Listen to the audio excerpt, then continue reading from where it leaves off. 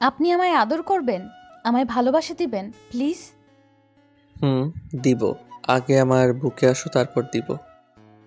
আদর ভালোবাসা কি বুকে আসলে দেওয়া যায়? বুকে না আসলে বুঝি আদর করা যায় না? তুমি আমার কাছে না আসলে আদর করব কি করে বলো? আদর খেতে হলে তো আমার কাছে তোমায় আসতেই হবে। আমি আপনার কাছে যাব না। আপনি ভালো না, আপনি অনেক পচা। আপনি দূর থেকে আমায় আদর করুন। আমি ভালো না পচা? কি করেছি আমি? মনে নেই আপনি কি করেছেন? বাসর রাতে আপনি আমার ঠোঁটে চুমু দিয়েছেন। আপনি অনেক বাজে লোক, আপনার কাছে আসা যাবে না। অধরার কথা শুনে অয়ন যেন আকাশ থেকে মাটিতে পড়ল। সামান্য ঠোঁটে চুমু খাওয়ার জন্য অয়ন আজ অধরার কাছে বাজে লোক হয়ে গেছে। নিজের স্ত্রীকে চুমু খাওয়াও অসভ্যতামি। অয়ন অধরার কথাগুলো মুখ বুজে ভাবতে লাগলো। অয়নের সাথে অধরার বিয়ে হয় পারিবারিকভাবে। অয়ন অধরাকে আগে থেকে জানতো না, অধরাও অয়নকে চিনতো না। বিয়ের ঠিক 2 দিন আগেই অয়ন অধরার কথা জানতে পারে। অধরা দেখতে কোনো অংশে পরীর থেকে কম নয়। অয়ন প্রথম দেখায় অধরার প্রতি দুর্বল হয়ে যায়, তাই তো অয়নের এই বিয়ে করতে কোনো আপত্তি আসেনি। অধরার বয়স কম, তাই সে বাসর রাতের আসল মানে আর স্বামী স্ত্রীর মধ্যে থাকা সম্পর্কের মানে জানে না। অয়ন জানতো অধরার বয়স কম, অধরা একদম একটা বাচ্চা মেয়ে। তবে অয়ন এটা জানতো না অধরা এতটা বাচ্চা মেয়ে যে সামান্য একটা চুমুকে নিয়ে এত বড় ঘটনা ঘটিয়ে ফেলবে। অয়ন রীতিমতো বাসরাতে প্রবেশ করে নতুন বউয়ের কাছে চলে আসে। অধরা নববধূর সাজে বিছানায় বসেছিল। অয়ন দরজা বন্ধ করে দিয়ে অধরার কাছে এসে বসল। অধরা বিশাল একটা ঘোমটা দিয়ে নিজের মুখ আড়াল করে আছে। অয়ন পরম যত্নে অধরার ঘোমটা খুলে অধরার মায়াবী মুখের দিকে দৃষ্টিপাত করল। অধরার মায়াবী মুখটা দেখে অয়ন একটা ঘোরের মধ্যে চলে যায়। অয়ন অধরার কপালে আলতো করে নিজের ঠোঁটজোড়া ছুঁয়ে দিল। অধরা অয়নের চুমুতে কোনো প্রতিক্রিয়া দেখালো না। অয়ন অধরার কপালে চুমু খেয়ে আর নিজেকে কন্ট্রোল করতে পারল না। দুম করে অধরার ঠোঁটের দিকে তার চোখ যায়। অয়ন অধরার ঠোঁটজোড়া দেখে পরম আবেশে অধরার ঠোঁটের দিকে নিজের ঠোঁটজোড়া এগিয়ে নিতেই অধরা অয়নকে বাধা দিল। অয়ন অধরার বাধাকে কোনো তোয়াক্কা করল না। অধরার ঠোঁটের জোড়া নিজের দখলে নিয়ে নিল অয়ন। অয়নের ঠোঁট অধরার ঠোঁটের স্পর্শ পেতেই অধরা অয়নকে ধাক্কা দিল। অয়ন কিছু বুঝতে না পেরে অধরার ঠোঁট ছেড়ে দিতেই অধরার বাচ্চামো শুরু হয়ে যায়। অধরা নানা ধরনের কথা বলে অয়নকে একের পর এক চমক দিতে থাকে। অয়ন পর মুহূর্তে ভাবতে লাগলো এই চুমুটা দিয়ে হয়তো সে কোনো পাপ করে ফেলেছে। সেই দিনের মতো অয়নের বাসরের আশা শেষ হলো। অয়ন আর অধরাকে জোর করলো না, কারণ সবার উপর জোর খাটানো গেলেও একটা বাচ্চার উপর কি করে জোর খাটাবে সে। অয়ন অধরার দিকে তাকিয়ে অধরার বলা কথাগুলো ভাবলো। অয়নকে নিশ্চুপ দেখে অধরা অয়নকে একটা ধাক্কা দিল। অধরার ধাক্কা খেয়ে অয়নের ঘোর কাটলো। অধরা অয়নকে উদ্দেশ্য করে বলতে লাগলো, কি ভাবছেন আপনি? আমি একটা কথা বলেছি, সেটা কি আপনার মাথায় ঢোকেনি? না, আমার মাথায় তো কিছুই আসছে না। বলো তো কি বলেছো তুমি? উফ, আমি কোন বোকা লোককে বিয়ে করলাম! আপনি তো দেখি কিছুই বোঝেন না। আমি আপনাকে আদর ভালোবাসা দিতে বলেছি। হ্যাঁ, সেটা তো বুঝতে পেরেছি, কিন্তু কেমন করে আদর করে সেটা তো আমি জানি না সোনা। কি করে করব? সেটা আমি জানি না। আপনি করবেন মানে করবেন, ব্যাস। অয়ন বুঝতে পারছে অধরা আদর ভালোবাসা চায়, কিন্তু আদর ভালোবাসার আসল মানে এই পিচ্চি মেয়েটা কোনটাকে বোঝাতে চেষ্টা করছে সেটাই অয়ন বুঝতে পারছে না। অয়ন একটা ঢোক গিলে অধরাকে উদ্দেশ্য করে আদরে গলায় বলতে লাগলো, আচ্ছা অদরা, তুমি কি জানো আদর ভালোবাসা কাকে বলে? আমায় একটু শিখিয়ে দিবে? দেখেছেন, আপনি সব সময় আমায় বাচ্চা বলেন আর বলেন আমি কিছুই জানি না।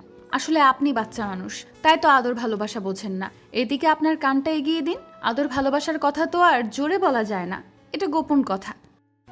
আবার কান এগিয়ে দিতে হবে কেন? এই ঘরে আমি আর তুমি ছাড়া তো কেউ নেই। বলো, আমি শুনছি। আরে আপনি তো দেখি আসলেই একটা ছোট বাচ্চা ছেলে। জানেন না দেওয়ালেরও কান আছে? এদিকে আসুন তো। অধরার কথা শুনে এক প্রকার বোকার মতো হয়ে যায় অয়ন। এই মেয়েটার সাথে কথাবার্তা বলার সময় খুব হিসেব করে বলতে হয়, তা না হলেই আসল বিপত্তি শুরু হয়ে যাবে। কিছু থেকে কিছু হলেই দৌড়ে মায়ের কাছে গিয়ে সব কথা বলে দিবে অধরা। অয়ন অধরার কথা মতো একদম বাধ্য ছেলের ন্যায় অধরার দিকে নিজের কান এগিয়ে দিল।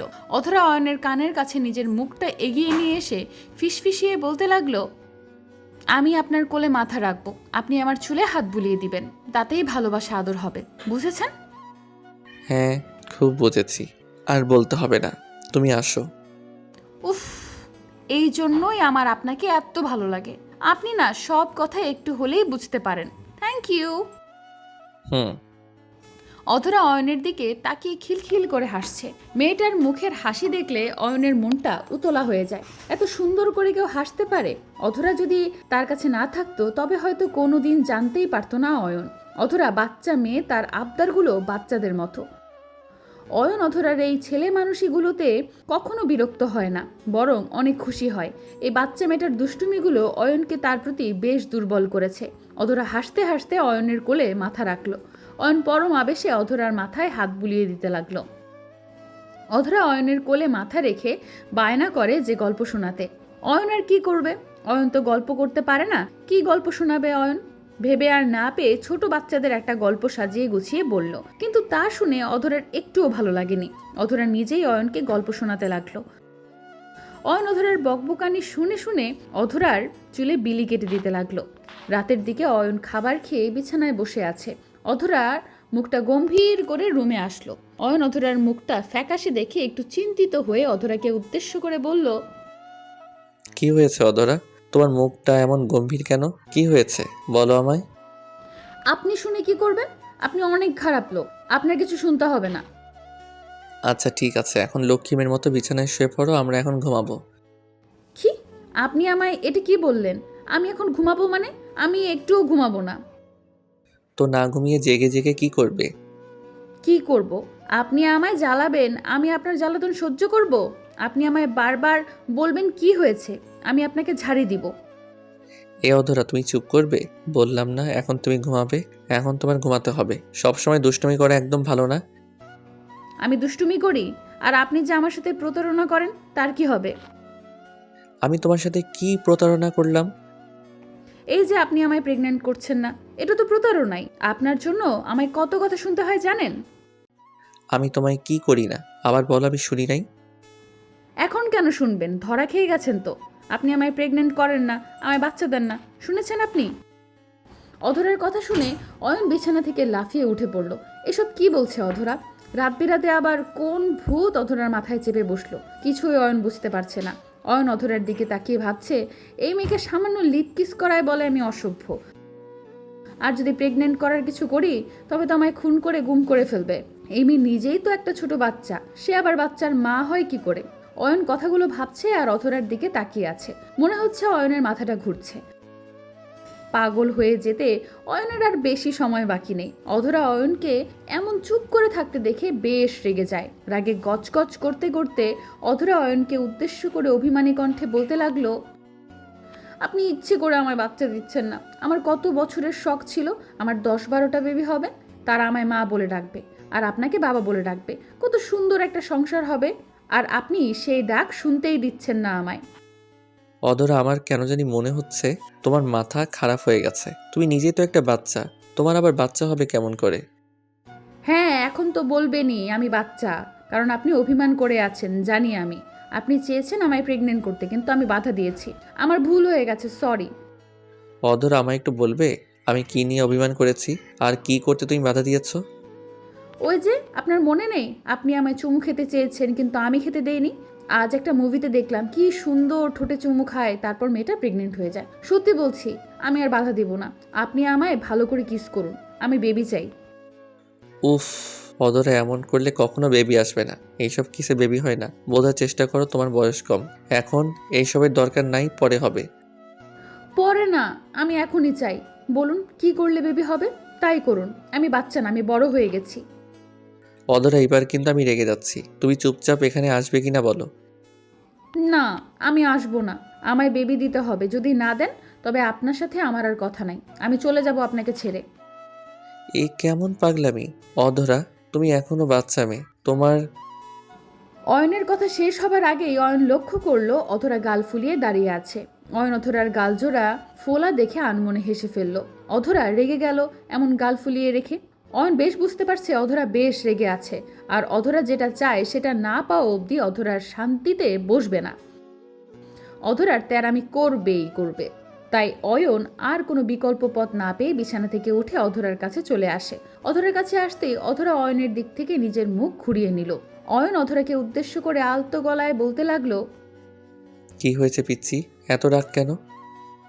কে রাগ করেছে? আমি কারোর উপর রাগ করতে পারি না। আমার কোনো রাগ নেই, আপনি সরুন আমার সামনে থেকে, আমি এখন ঘুমাবো। ওই আচ্ছা, তোমার বেবি লাগবে তো? আসো, তোমায় একটা বেবি দিব। অয়নের কথা শুনে অধরা খুশিতে লাফিয়ে উঠল। অধরা খিলখিল করে হেসে অয়নকে উদ্দেশ্য করে বলতে লাগলো, সত্যিই আপনি আমায় বেবি দিবেন? একদম সত্যি, তোমার একটা ছোট্ট বেবি দিব, কিন্তু একটা শর্ত আছে। কি শর্ত? যখন বেবিটা তোমার পেটে থাকবে তখন কিন্তু আমার সব কথা তোমার শুনতে হবে, আর কোনো অনিয়ম করা যাবে না। রাজি? জি, আমি রাজি, দিন বেবি। দিব। আসো, আগে বুকে আসো।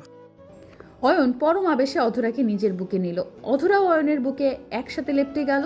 অয়ন নিজের ভালোবাসা দিয়ে অধরাকে নিজের মাঝে জড়িয়ে নিয়ে অধরাকে বিছানায় নিয়ে গেল।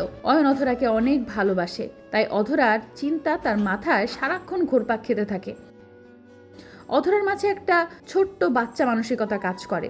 অধরা কি করে একটা বেবিকে মানুষ করবে, যেখানে তাকেই সামলাতে হয় অয়নের। তাই অয়ন ভয় পায় অধরাকে বেবি দিতে, কিন্তু অধরার জোরের কাছে অয়ন পরাস্ত হয়ে রাজি হয়। অয়ন অধরাকে নিজের সকল ভালোবাসা দিয়ে আদর করতে লাগলো। অধরার কাছে এই ভালোবাসার প্রত্যেকটা পরশ নতুন। অধরা এই সম্পর্কে তেমন কোনো জ্ঞান নেই, তাই অধরা কিছুই বুঝতে পারছে না। তবে অয়নের সাথে সাথে সেই পিচ্চি অধরা বেশ সাড়া দিতে লাগলো। আসলে মানুষ তো, মানুষের মনের মধ্যে বাসনা তো ঠিক থাকবেই। তাই অধরারও এই আদর বেশ ভালো লাগলো। সারা রাত রোমান্টিক আদর শেষে সকাল হতেই অয়নের ঘুম ভেঙে যায়। অয়ন নিজের চোখ জোড়া মেলতেই দেখতে পায় অধরা অয়নের বুকে ঘুমিয়ে আছে, একদম নিষ্পাপ শিশুর মতো। অয়ন অধরার এই মায়াবী মুখের দিকে তাকিয়ে মুচকি হেসে ফেলল, আর পরম আবেশে অধরার কপালে গালে চুমু খেলো। ভালোবাসার রং অনেক ধরনের হয়, তবে অবুঝ ভালোবাসা সত্যিই হৃদয়কে সাড়া দেয়। অয়ন আর অধরার ভালোবাসা যেন সব সময় এমন মধুর থাকে। তাদের জন্য দোয়া করবেন, আর তাদের ফিউচার বেবির জন্য তো দোয়া অবশ্যই করতে হবে। অবশেষে বলতে চাই, ভালো থাকুক পৃথিবীর সমস্ত পবিত্র ভালোবাসা।